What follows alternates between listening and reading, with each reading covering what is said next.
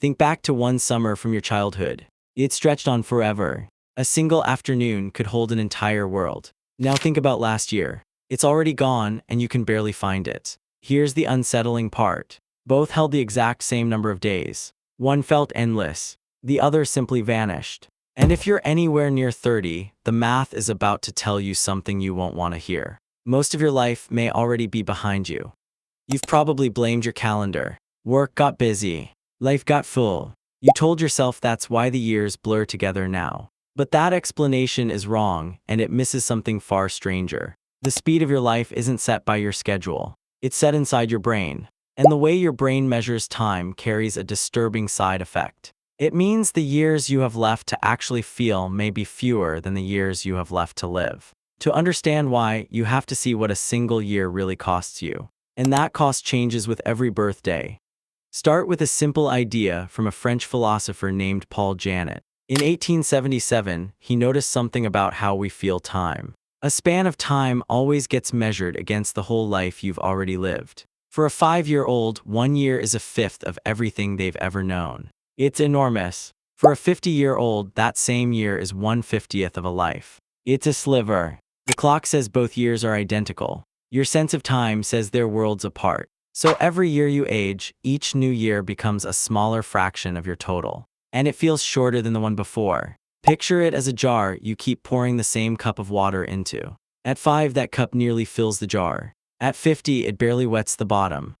Now do the arithmetic that gives this video its title. If you live to 80 and you measure life the way your mind actually does, in fractions, then your subjective halfway point isn't 40. It arrives shockingly early, somewhere around age 9. By the time you turn 30, roughly 3/4 of your felt life is already spent.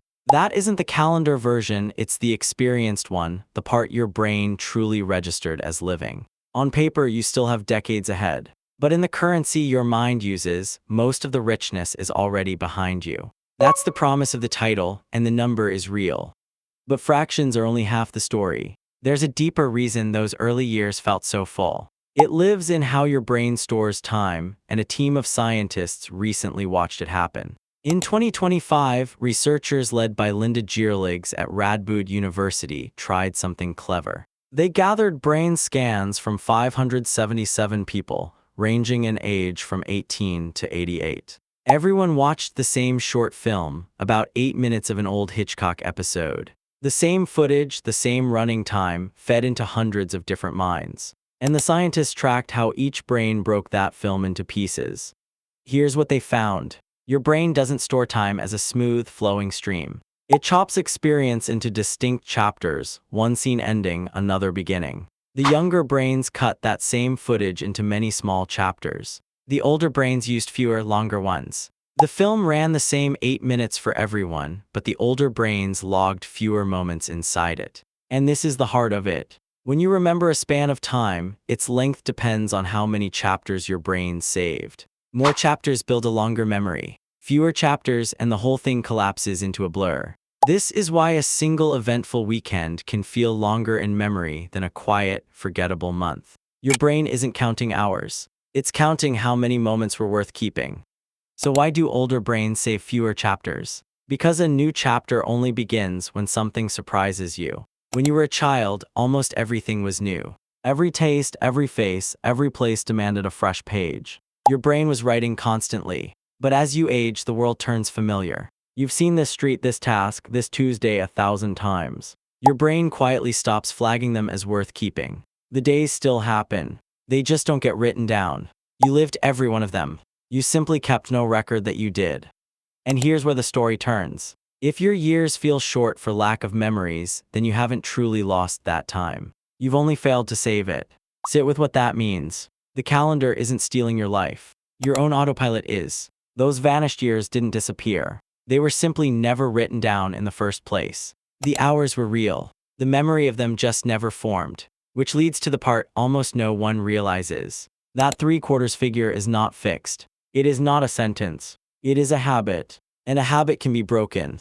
You can't add days to your life. But you can change how many of them your brain decides to keep.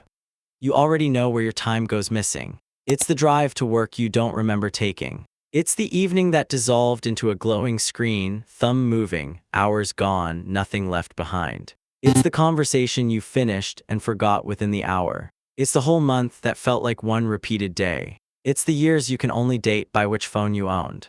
Somewhere in there, a decade of your life happened, and your memory saved almost none of it. Every time you run on autopilot, you hand your brain permission to skip the recording. And a brain that isn't recording is a life that isn't landing.